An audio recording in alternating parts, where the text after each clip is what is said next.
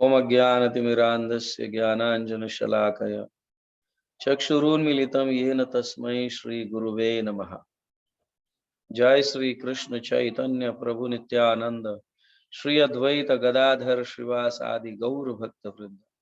हरे कृष्ण कृष्ण कृष्ण हरे हरे, हरे राम राम राम हरे हरे। हरे कृष्ण कृष्ण कृष्ण हरे हरे, हरे राम राम राम हरे हरे। हरे कृष्ण कृष्ण कृष्ण हरे हरे, हरे राम राम राम हरे हरे।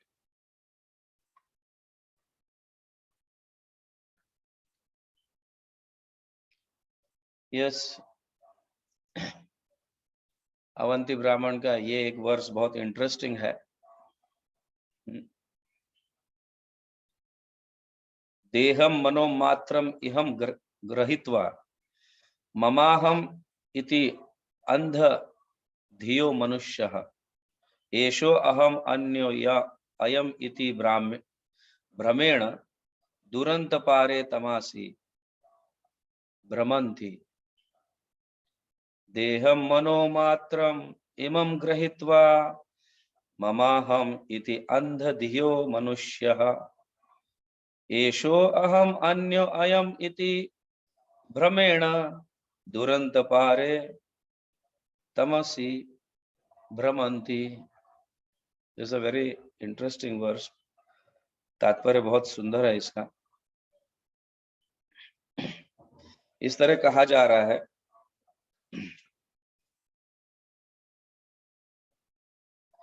जब कोई व्यक्ति आत्मा की बात सुनता है, आत्मा के कहने पर कार्य करता है,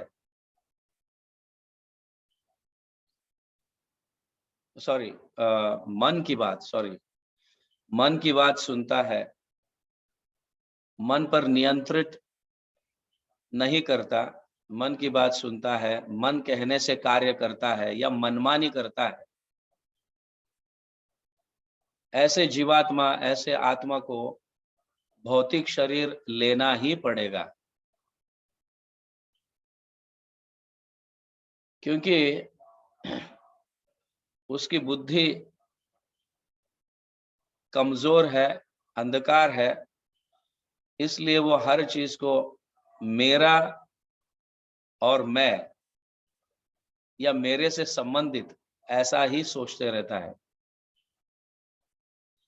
यहां कहा गया है, देहम मनोमात्रम इमम ग्रहीत्वा ममाहम इति अंधधियो मनुष्यः।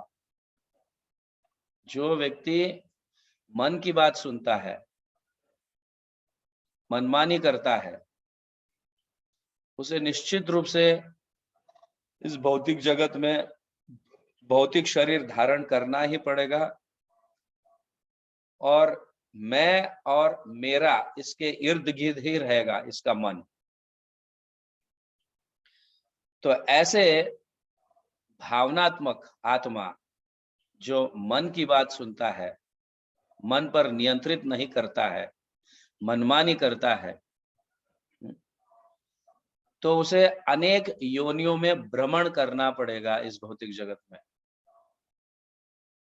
अनेक योनियों में, सिर्फ मनुष्य ही नहीं, लेकिन अनेक योनियों में भ्रमण करना पड़ेगा। क्योंकि ऐसे मनमानी करने वाले लोगों को माया अपने आश्रय में लेती है। माया क्या करती है? अपने आश्रय में उसे लेती है और अनेक प्रकार के दुख और सुख का अनुभव कराती है। ऑफ कोर्स मोस्टली तो हम दुख का ही अनुभव करते हैं, सुख तो बहुत कम, दुख का ही ज्यादा अनुभव करते हैं। तो यहाँ पे अवंती ब्राह्मण ये कहना चाहते हैं इस गीत को गाकर, सुनो सुनो जो जीवात्मा, हे मनुष्य, तुम अपनी मनमानी करना चाहते हो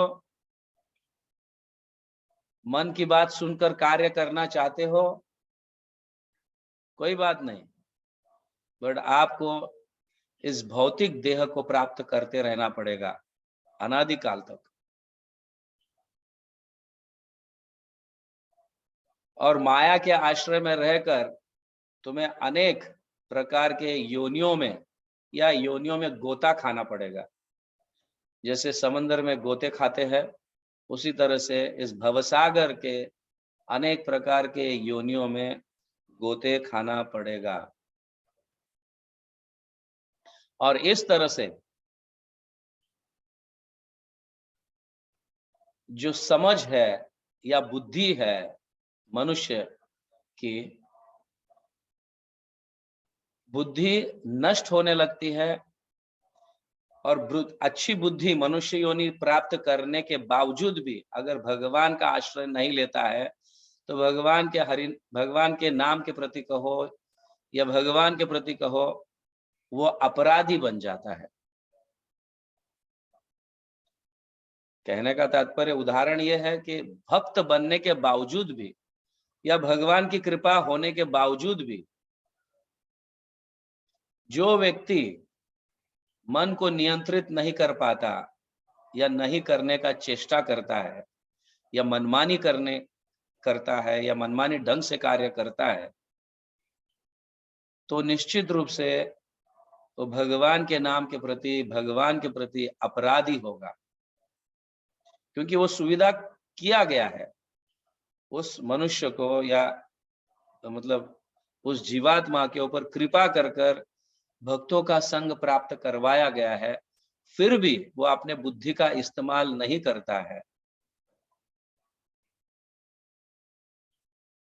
हाँ?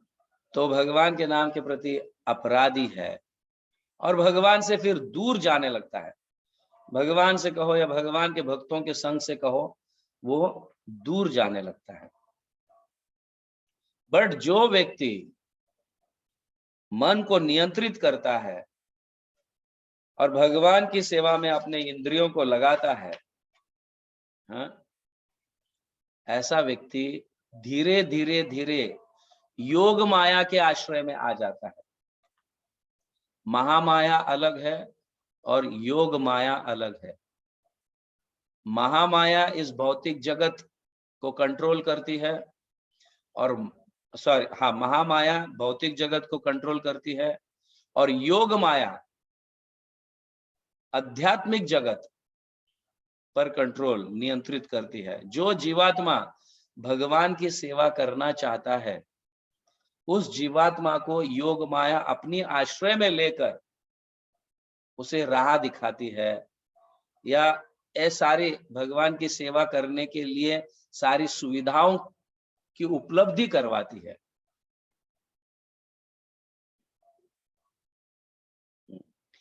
और फिर वो मैं और मेरा जो भावना था, ये नष्ट हो जाता है और ये ज्ञान प्राप्त होता है कि मेरा संबंध कृष्ण से दास का भाव है, दास का नाता है। I am eternal servant of Krishna, ये भाव आ जाता है। मैं और मेरा ये भाव निकलकर मैं भगवान का नित्य दास हूं, इस भाव में स्थित हो जाता है। और फिर आध्यात्मिक जगत या गोलोक वृंदावन को प्राप्त करता है। क्योंकि आत्मा का स्वभाव जो है क्षणभंगुर आनंद या सुख या क्षणभंग, हम मतलब यहाँ इस भौतिक जगत में आने के बाद ये हमें दिखाई देता है कि सुख और दुख दोनों कुछ समय के लिए है और आत्मा का स्वभाव जो है नित्य सुख, नित्य आनंद प्राप्त करने का है।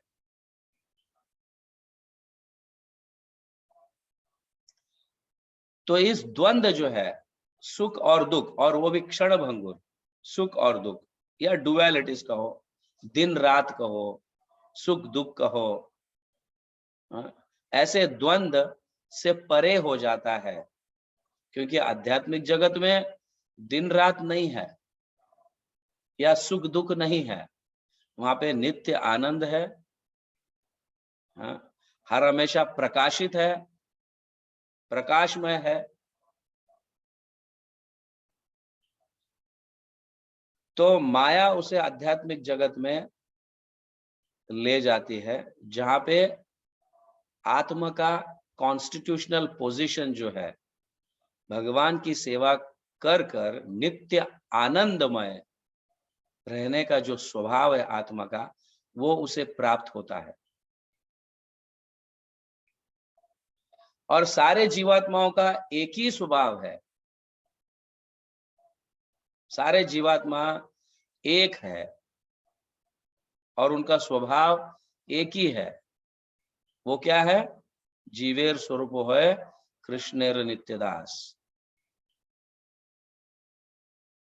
हम भगवान के दास है, कृष्ण के दास है, इसका ज्ञान प्राप्त होता है और फिर हम आध्यात्मिक जगत में जाते हैं। इस तरह से जीवात्मा नित्य आनंद रहता है, नित्य आनंदमय रहता है आध्यात्मिक जगत में, क्योंकि उसका वो स्वभाव है। इस भौतिक जगत में सुख और दुख द्वंद्व जो है ये क्षणभंगुर है, कुछ समय के लिए है। तो कहने का तात्पर्य है कि जब हम मन पर नियंत्रित करते हैं, बुद्धि के माध्यम से मन पर नियंत्रित करते हैं और भगवान के आदेशानुसार जब हम कार्य करते हैं, तो योग माया अपने आश्रय में लेती है, महामाया से निकालकर अपने आश्रय में लेकर उसे सारे सुविधाएं जो है वो उपलब्ध कराती है, जिसके कारण वो हर हमेशा नित्य आनंद अपना स्वभाव प्राप्त कर सके। और जो मनमानी ढंग करता है, मनमानी ढंग से कार्य करता है, मन की बात को मानता है, मन पर नियंत्रित नहीं रखता, तो वो मैं और मेरा, इसके कारण एक जीवात्मा दूसरे जीवात्मा से झगड़ने लगता है।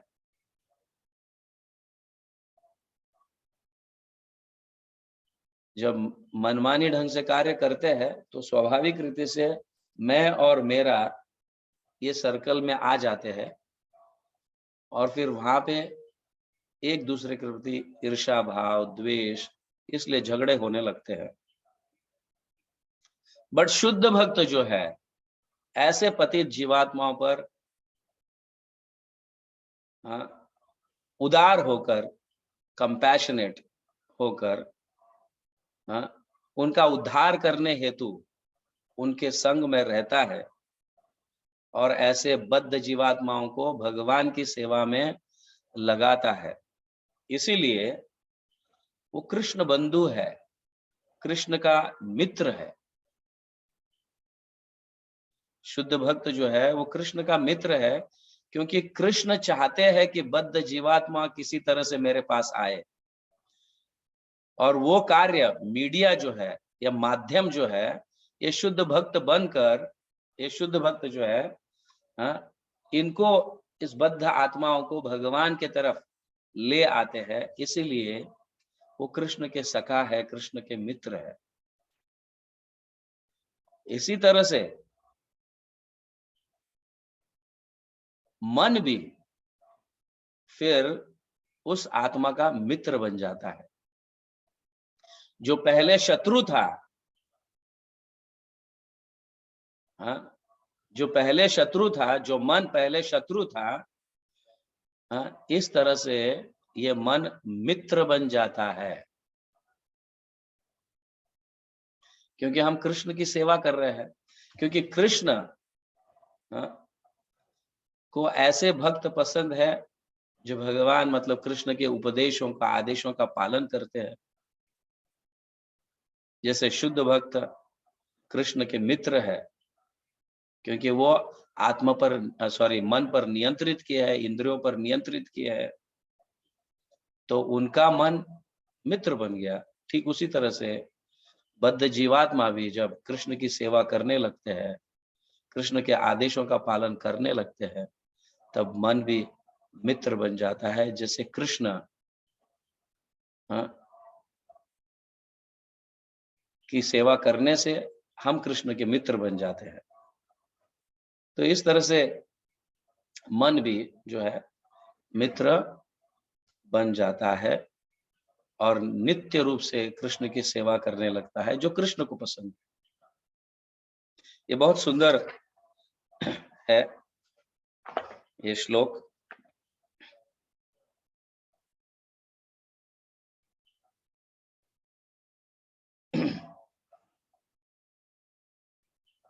आगे भी बहुत सुंदर है, जिसकी चर्चा हम कल करेंगे।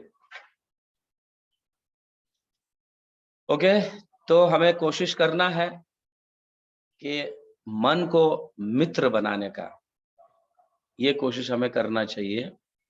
हालांकि अभी मन शत्रु है, हम मन की बात ज्यादा मानते हैं, मनमानी ढंग से कार्य करते हैं। इवन भक्ति में सेवा भी जो है ये भी अपने मनमानी ढंग से करते हैं।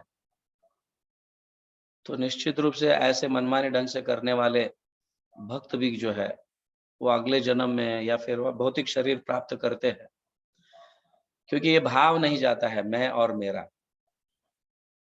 ये भाव जाना चाहिए। और हम भगवान के नित्य दास है, ये भाव जब आता है तो योग माया के आश्रय में आते हैं, महामाया से निकलकर योग माया के आश्रय में आ जाते हैं, और फिर तब ये मन भी जो है हमारा मित्र बनने लगता है। ओके, जगत गुरु श्रील प्रभुपाद की जय, हरि नाम संकीर्तन की जय, गौर प्रेमानंदे, हरि हरि बोल।